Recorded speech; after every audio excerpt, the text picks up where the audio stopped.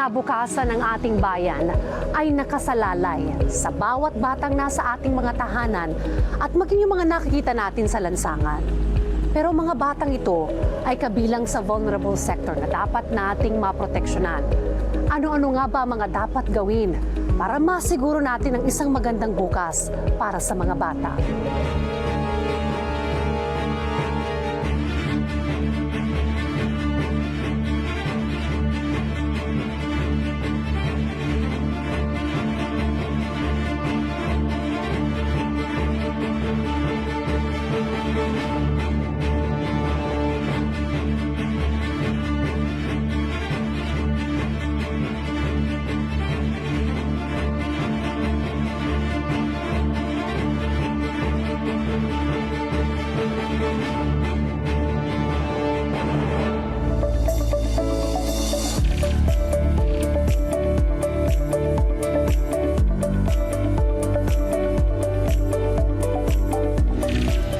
Filipino is better than this.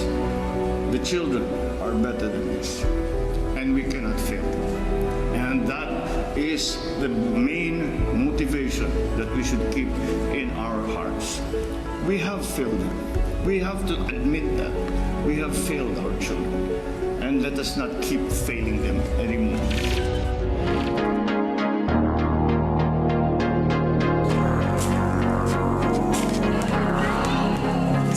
Pagbisita sa Tagum City sa probinsya ng Davao del Norte, nakilala namin ang batang si Andro.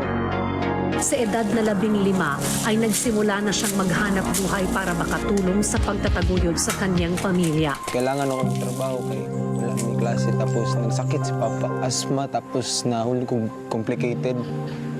Tapos kailangan that time kailangan ako mo provide og tambal niya panggamot. Tapos kailangan sa namin sa pang-araw-araw.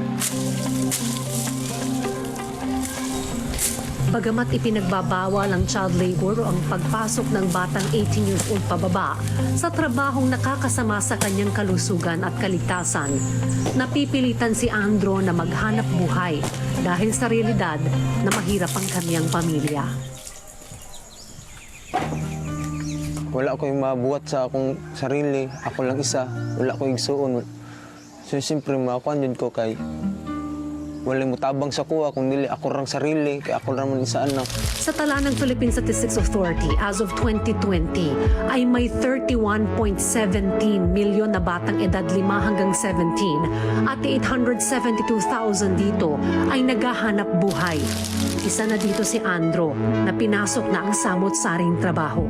Andito nag-kupras kami, nag-mukdok lubi, bugat kaayo. Tapos kapoy siya pero labanon din. Pero tapos kaning mga bunot na ito nakita sa palibot. Amo ni siyang ginasilong para lutoon, pangluto sa kupras. Nag-iisang anak lang si Andro. Pumanaw na ang kanyang ama dahil sa asthma at ang kanyang ina naman ay umi-extra sa paglalabada. Kung sipag ang pag-uusapan, hindi ito questionable kay Andro, pero malinaw sa kanyang hindi sapat ang kinikita niyang 1,800 pesos kada linggo. 4 years na ako sa kontrabaho, nabati na ako ang kakapoy. 4 years na bugat kayo, tapos muli ko sa balay, gabiin na, say malate pa ko sa eskwelahan. Maligo pa ko, siyempre, akong lawas, looy, dito kayo. Sa sitwasyon ni Andro na pinagsasabayang full-time job at pag-aaral, kulang ang 24 oras sa isang araw. 7 a.m. regular, 7 a.m. mag-in ko 7 a.m. tapos uwian 4:30 p.m. 5:30 p.m. nag-start namang klase. Say malik pa ko. 9:30 akong out sa eskwela, 10:30 mag-review ko hangtod 12:30. Sa kabila nito, hindi pa rin siya nawawala ng pag-asang balang araw ay makaahon siya sa kahirapan. Pangarap sa buhay, successful. Papasok ko sa law enforcement, police. Para makatabang ko sa atong lugar. Kay sa lugar namong dra atong pamilya nagpuyo bali magserbisyo ka para dili lang para sa mong pamilya, para sa tanang tao. Ngayon ay magsa-second year na si Andrew sa University of Mindanao, Tagum City at kumukuha ng kursong criminology. Pero nakalulungkot isipin na di pa rin tiyak sa kanya kung kaya pa niyang maigapang ang kanyang edukasyon.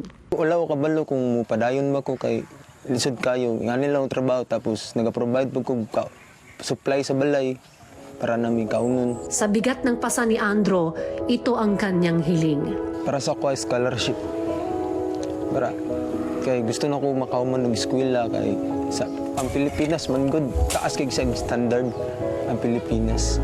Pati mall mag-apply ka og mall pangitaan pa kag diploma. Tapos kung uban trabaho high school graduate.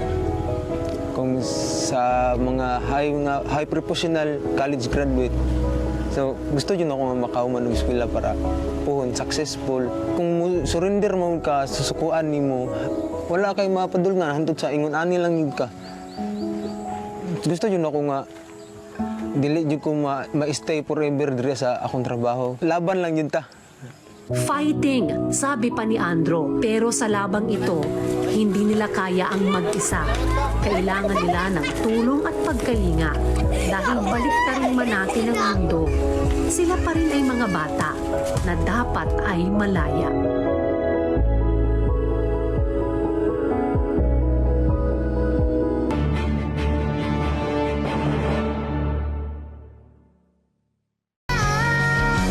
Nais kong tumalon at sumayaw. Sa tuwa't saya'y napapasigaw. Kinabukasan ko ay kay ganda. Tayo na at magkaisa. Sa batang Yung video na to is for the World Day Against Child Labor. So this is our Philippines commitment sa pagpapataguyod na to make sure that our country is a child labor free Philippines. So this is actually a flagship program ng ating National Council Against Child Labor in which yung NAPSI Children Basic Sector is also a part of. Ang National Council Against Child Labor ay policy coordinating body na inatasang palakasin ang mga pagsisikap ng gobyerno para sa proteksyon ng mga karapatan ng mga bata at mag-ambag sa pag-iwas, pagbawas at pag-alis ng anumang uri ng child labor sa bansa. Ito ay binubuo ng iba't ibang ahensya ng gobyerno na may parehas na mandatong mapabuti ang kalagayan ng mga bata sa pangunguna ng Department of Labor and Employment at Department of Social Welfare and Development bilang chairperson at co-chairperson. Child Labor Free Philippines. Ito ang nais maisakatuparan ng sektor ng mga bata sa ilalim ng National Anti-Poverty Commission. Kaya naman sa aming kwentuhan ay kinamusta namin kay Josh kung nasaan na nga ba tayo at gaano na kalayo ang narating natin sa pag-abot ng hangaring ito sa kasalukuyan. Malayo na po yung narating natin as a country in terms of eradicating and addressing child labor. Meron na po tayong Philippine Plan of Action Against Child Labor. So isang strategic framework po siya from 2023 hanggang 2028 na layong tugunan yung child labor, especially in the grassroots settings. Maraming hamon ang kinakaharap ng sektor ng mga bata sa kasalukuyan at mas nadagdagan pa ito noong panahon ng pandemya na ayon kay Josh ay mas nagpataas ng kaso ng pang-aabuso at pananamantala. Noong pandemya, noong 2020, nakita talaga namin yung pag-degrade ng situation not only in child labor sa Pilipinas, but also in the other children's issues. Tinitiyak naman ng Department of Labor and Employment o DOLE na kanilang pinaiigting ang laban kontra child labor. Ayon kay DOLE Secretary Bienvenido Laguesma, prioridad ng Marcos administration na wakasan ang child labor sa Pilipinas at hangad nito na wala na ni kahit isang child laborer sa bansa batay sa Philippine Development Plan 2023 to 2028. Isa sa mga nakakabahala dito ay ang mga pagkakataon kung saan mismo ng mga magulang pa ng mga bata na dapat nagpoprotekta sa kanila ang siyang naguudyok sa kanilang mga anak na pumasok sa ganitong sitwasyon, dala na rin ng kahirapan. Ito ay isa lamang sa mga dahilan kung bakit lumalaki ang kaso ng pang-aabuso at pananamantala sa mga bata. I think this is also one of the effects din ng poverty, especially with the recent pandemic, because everyone just wants to get by. Katuwang ng NAPSI Children's Sector ang iba't ibang ahensya ng pamahalaan pagdating sa paglaban sa pang-aabuso at pagtataguyod ng karapatan ng mga bata. Ang Department of Labor and Employment ay nangunguna sa paglutas ng problema sa child labor sa bansa sa pamamagitan ng kanilang Child Labor Prevention and Elimination Program na nagbibigay ng mga serbisyo sa pamamagitan ng direktang interbensyon o referral sa mga naaangkop na ahensya at organisasyon. Katuwang nila sa paglaban sa child labor ang Department of Justice na meron namang Child Protection Program na layunin na lahat ng mga batang Pilipino ay protektado mula sa lahat ng uri ng karahasan, pang-aabuso, pagsasamantala at diskriminasyon. Bilang pagpapalakas ng mga programa laban sa pang-aabuso at pananamantala sa mga bata, ay nilagdaan ng Interagency Council Against Trafficking ng Department of Justice ang Implementing Rules and Regulations ng Republic Act No. 11930 o ang Anti-Online Sexual Abuse or Exploitation of Children and Anti-Child Sexual Abuse or Exploitation Materials Act sa pangunguna ni na Department of Justice Secretary Jesus Crispin Remulla at Department of Social Welfare and Development Secretary Rex Gatchalian. May kanya-kanyang programa rin ng Council for the Welfare of Children at Department of Social Welfare and Development para magbigay suporta at proteksyon sa mga bata. Mahalaga rin ang pagbibigay sa kanila ng kamalayan tungkol sa kanilang mga karapatan na siya namang tinututukan ng Department of Education at Commission on Higher Education. Bago matapos ang aming pag-uusap, ay inalam din namin kung ano ba ang iba pang hangarin at hakbang ng sektor para mapabuti ang kalagayan ng mga bata at ano pa ang mga programa na makatutulong para mas maprotektahan sila. We would like to go back sa aming pre-pandemic na main agenda, which was the passage of the Positive Discipline Bill. Pangunahing layunin nito is more on implementing positive discipline as a form of discipline ng ating mga magulang sa mga bata, and by discouraging the use of corporal punishment o pamamalo sa ating mga bata, because we know that these kinds of disciplining the child, especially physical harm or kahit mental harm ng pag-gaslight mo dyan sa mga bata mo, pag-guilt trip mo yan, makakapos yan ng severe psychological trauma sa bata mo. Hindi mo lang alam na nire-repress mo lang kumbaga yung mga sakit na naiipon mo nung bata ka pa. And hindi mo lang na malayan, pero mapapasa mo po ito sa mga susunod na henerasyon. Binigyang diin din ni Josh ang kahalagahan ng paggabay at pagprotekta sa mga bata, lalo na pagdating sa usapin ng pagsugpo sa kahirapan. Medyo motherhood statement na to sa ganitong point, pero sila po yung hope ng ating nation, di ba? So in order to protect that hope of the nation, especially for the future generations, we need to ensure na yung mga karapatan ng ating mga bata ay na papangalagaan talaga. Siyempre, the most vulnerable sector here, especially in poverty, are the children. Siyempre, para na rin ito sa future ng ating bansa.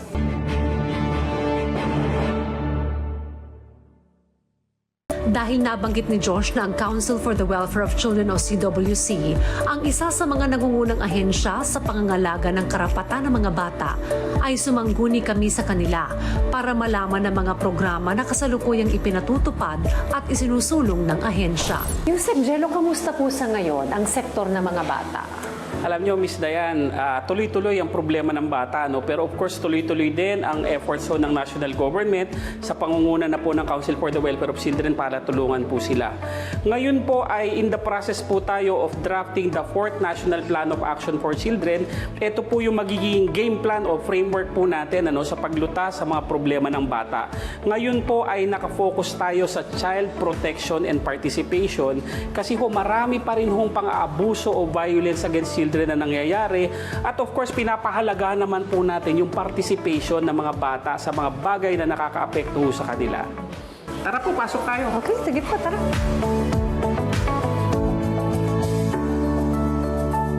Puka muna. Ito nga pala yung conference room namin. Oh, okay. Okay. Yusek Jello, sakto na tayo ay nag-uusap ngayon kasi may mga ilalapit din po kaming concerns. Base na rin po sa naging panayam ko po sa kinatawan po ng mga bata. At nakakalungkot po na ilan po sa mga bata na dapat po sana ay nag-aaral, nasa eskwelahan, marami po sa kanila ay nagtatrabaho na. Ano po yung mga ginagawang hakbang po ng CWC para po masiguro na ang mga bata po ay nag-aaral at hindi po nagtatrabaho?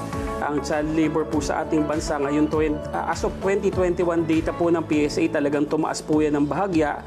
Aktibo po ang Council for the Welfare of Children dito sa tinatawag na National Council Against Child Labor.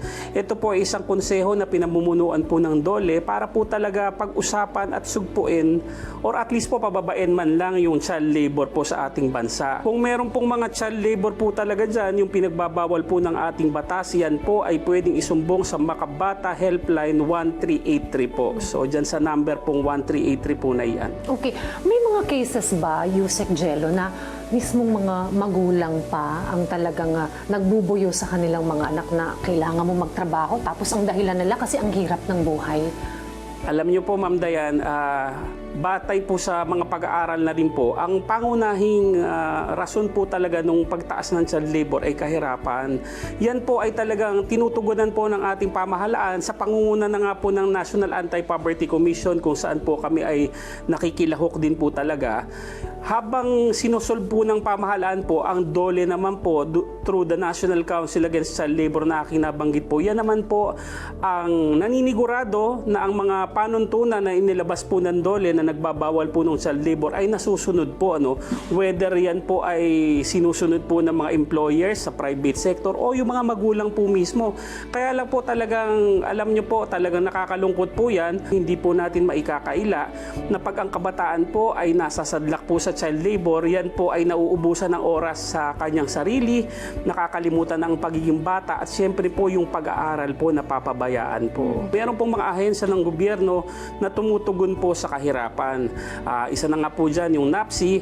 Ang DOLE naman ho na namumuno po doon sa National Council Against Child Labor, ang ginagawa po natin dito sa konseho na to ay of course sinisigurado po natin na mga panuntunan ho ay nasusunod. Pero ang DOLE po ay nagbibigay po ng livelihood programs din po sa mga magulang.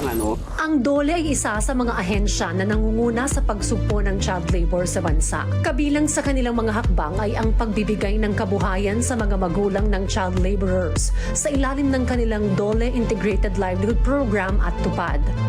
Sa ilalim ng mga programang ito ay nabibigyan sila ng mga kagamitan at kasanayan para makapagsimula ng maliit na negosyo at pagkakakitaan. Bilang pakikiisa sa World Day Against Child Labor 2023 na may temang buong bansa, lahat ng bata sama-sama para sa batang malaya, ay isinasagawa rin ng DOLE ang Project Angel Tree. Sa ilalim ng proyektong ito ay binibigyan ng mga profile child laborers ng iba't ibang klase ng assistance kasama na ang school supplies at gift packs. Bukod sa mga ito ay may stress debriefing at psychosocial activity din para sa mga bata kung saan maaari nilang ipahayag ang kanilang mga karanasan bilang batang manggagawa. Katulad ng ibang programa sa ilalim ng Project Angel 3 ay may ibinabahagi ring livelihood grants sa mga magulang ng batang benepisyaryo. Paano po ninyo napapaalam sa mga bata at lalo tigit sa kanilang mga magulang na ganito ang karapatan ng mga bata at dapat itong maipatupad at maibigay sa kanila? Alam niyo po, all year round marami po tayong awareness campaign na ginagawa. Maliban po sa aming mga national programs po, like yung meron po kaming mga PEP programs po every year. Kunyari yung Child Sexual Abuse Awareness Week po namin. Meron din po tayong Safer Internet Day for Children. Para po magbigay babala naman sa mga magulang at sa mga bata doon sa tamang paggamit po at sa mga panganib na pwede pong makuha sa internet. Isa rin po sa mga problemang kinakaharap ng sektor ng mga bata ay ang issue naman po sa sexual abuse and exploitation. Ano po ang mga hakbang po natin para labanan po ito? Alam nyo, Ma'am Dayan, nakakalungkot po yan. Even as early as 2015, when the Council for the Welfare of Children and UNICEF rolled out with this national baseline study on violence against children, lumabas po dyan sa pag-aaral na yan na 1 out of 5 children po, Filipino children, has experienced some form of sexual violence. So you can just imagine, this is pre-pandemic. So pagdating po ng pandemic, yan po ay inasahan po talaga nating tumaas pa. No? So kami po sa Council for the Welfare of Children bilang punong abalang ahensya ng gobyerno tungkol sa kabataan, kami po ay aktibo na nakilahok sa paggawa po nung bago nating batas. Ito po yung naging batas nung July 30, 2022, itong Online Sexual Abuse and Exploitation of Children and Child Sexual Abuse and Exploitation Materials Act. Ang Anti-Online Sexual Abuse or Exploitation of Children and Anti-Child Sexual Abuse or Exploitation Materials ay isang batas na naglalayong protektahan ang mga kabataan sa iba't ibang uri ng sexual na karahasan, pang-aabuso at pagsasamantala kabilang na ang banta sa seguridad na dala ng teknolohiya.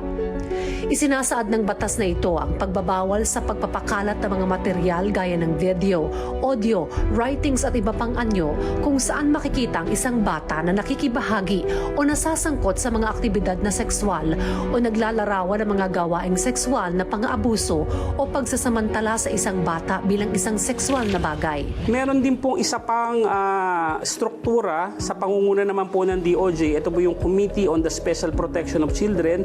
Aktibo po ang ating butihing kalihim ng Department of Justice po na mas palakasin pa po itong committee na to at tingnan ang lahat ng instances ng violence against children. Kasama na po dyan yung sexual violence. Ano? Yung Makabata Helpline, I understand, nandito po yan mismo sa building na ito. Pwede po ba natin yung bisitahin at silipin po, Yusek Jello? Opo, nasa third floor po namin yan ngayon. Pwede po natin silang bisitahin. Sige, tara po, Yusek Jello. Dayan, tara.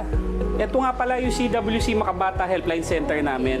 So kasalukuyan silang tumatanggap ngayon ng mga tawag. Opo. Talaga pong live na live po yan. Tumatanggap na tawag through the landline, the cellphone, and pati po yung Facebook Messenger and email, gumagana po yan. Okay, so may mga iba't ibang platforms, sir, aside from the landline para makapag-sabi sa inyo ng mga dulog at concerns. Tama po yan, Ma'am Dayan, kasi po ang mga kabataan po natin, unang-una, karamihan sa kanila ayaw nang naririnig ng boses nila. Gusto anonymous. Yung iba naman, siyempre, hindi gusto makita ang muka. So, bulk of the calls that we receive for the Makabata Helpline is through Facebook Messenger, through emails, or yung mga cellphone po. No? So, very useful po yan. Ngayon po, yung landline po namin na 1383, yan po ay gumagana na. Tapos po, ang CWC Makabata Helpline ay available na po sa Council for the Welfare of Children website. Okay. So if you click the icon there, mapupunta po kayo sa computer nitong ating mga agents. Ano-anong mga klaseng concerns, sir, ang pwedeng itawag dito sa 1383? Of course, unang-una pong pwedeng itawag po dito ay from the simplest corporal punishment, verbal abuse, physical abuse, hanggang sa sexual abuse at rape, hanggang mga bullying po. Marami na po kaming na-receive niyan. Tsaka po yung tinatawag po na, of course, usong-uso po sa mga kabataan ngayon, yung mental health concerns po nila. Ginagawa po natin, if we can resolve it at the CWC level, we have lawyers here and social workers. Kami po ay nagpo-provide ng mga first aid po. Pag yan po ay medyo komplikado at talagang hindi sa amin ang mandato, kami po ay nagre-refer ho sa tamang ahensya. When we refer to the proper government agency or even to the private sector, we have a monitoring system. Talaga pong minomonitor natin kung talagang ina-actionan po nila. Kunyari po, kung may kasong ipafile, na-file na po ba ang kaso, anong estado niyan, at kung natapos na po. No? So we monitor ho everything that we refer. How about Yusek Jello, yung mga bata na nasa lansangan, ano po ang ginagawa niyong hakbang para sa kanila? Lahat po ng bata mahalaga. No? Hanggang pong mga bata po na nasa lansangan, yung tinatawag po nating children in street situation. In fact, may subcommittee po ang Council for the Welfare of Children, particularly handling CISS concerns. Ngayon po, kami po, yung subcommittee namin ay may close coordination po with DSWD dun sa nilulunsad po ng DSWD ng mga reach out programs. Ang plano po kasi ng DSWD dyan ay abutin ho ang mga pamilya, pati na po ang mga kabataan na nasa lansangan para po sila'y maalis dyan. Temporarily mailagak po sa mga centers na kakalinga po sa kanila, and eventually maibabalik po sila sa probinsya at mabibigyan po ng livelihood. Yusek Jello, maraming salamat sa inyong oras at hangad natin na patuloy na maibigay ang mga nararamdaman karapat na karapatan at mga serbisyo para sa ating mga bata. Maraming salamat po. Maraming salamat din po, Ma'am Dayan, at maraming salamat po sa NAPSI. Tunay na katuwang po natin ng CWC para po labanan ng kahirapan, partikular itong nararanasan ng ating mga bata. Kaya naman, sabayan po ninyo ako at sama-sama tayong umaksyon laban sa kahirapan. Tunay na mapaglaro ang realidad. Dahil sa kahirapan at hindi patas na oportunidad. Napipilitan ng ilang mga bata na maghanap buhay. Maganda man minsan ang hangarin, pero hindi ito tama. Dahil ang mga bata ay dapat nag-aaral, naglalaro at nagpapakabata. Sama-sama nating pagtulong-tulungan upang ito ay maitama para sa isang batang malaya.